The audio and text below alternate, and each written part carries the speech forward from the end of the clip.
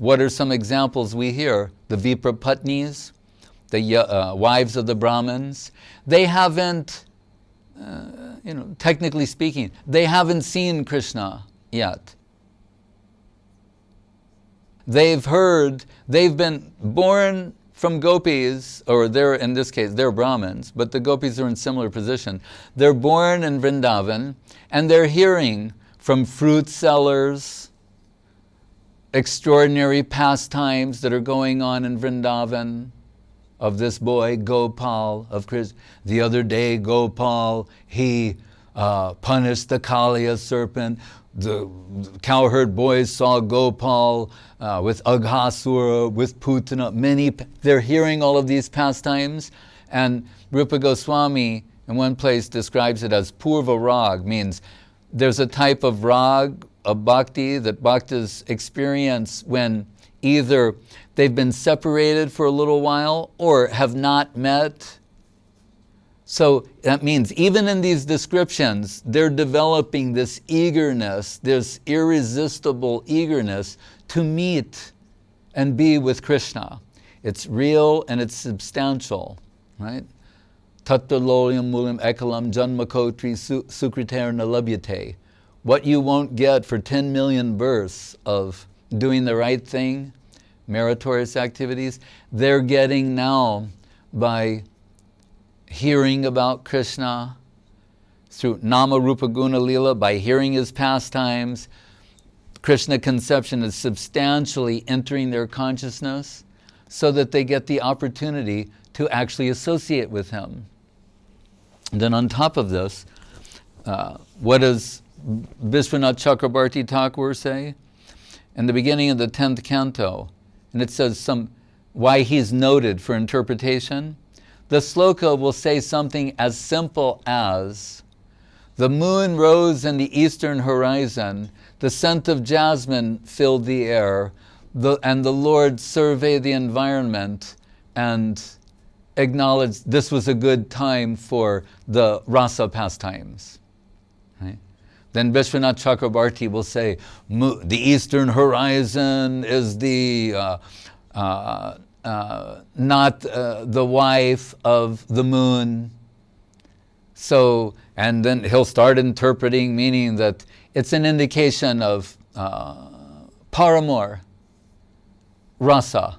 So he's saying these very simple things about the moon rising, the atmosphere becoming fragrant with particular, he's interpreting as and some divine indications that Krishna turns to his Yogamaya potency and expresses his desires to engage in rasa.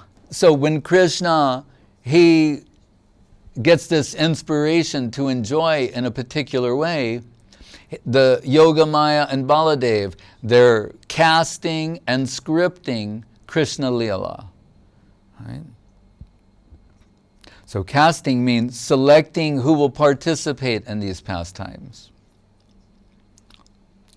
Chakrabarti Thakur gives an example. He says, if a king tells his attendants he would like to enjoy some mangoes, then they go to a mango tree and they start picking many mangoes. And then they bring them back to the kitchen and then they say, all right, this is good for right now. These are good. These can be, they're ready for enjoying right now. This one, no, this needs a day, more sunlight, heat. This needs a little bit longer. They get divided into groups. So he's saying when Yogamaya and Baladev getting the indication that Krishna is to enjoy in this way, they round up these gopis and they say, these are qualified to participate now. This one maybe next time. This one a little bit longer. Saying just like, and we've done it with either mangoes or other fruits. You put them in a place where they can get heat and light and achieve maturity or fully ripen. So what is the equivalent of that? The parallel is separation, the fire, the heat of separation. So some cannot go. We're told everything is significant. So it says, Krishna sounds his flute, they start going. Some we're told, they're going so fast, half-dressed, one earring, things on the wrong side, they're running to Krishna.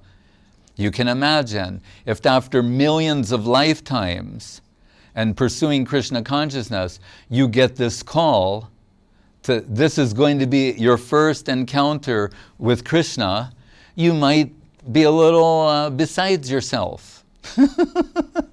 So anyway, they're going, but then we're told, and some, they're pulling babies off their breasts, the ovens are burning, their husbands and fathers are trying to stop, but some are stopped. That's also hard to accommodate.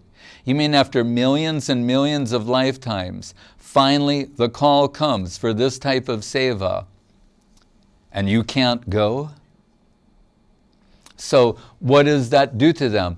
That puts them into a deep condition of separation. It generates the fire and heat of separation, and it's the arrangement of Yogamaya because they, for some reason, they weren't 100% qualified at that point. So by getting the call and not being able to go, the fire and heat of separation will bring them to the mature condition, and they'll go at another time.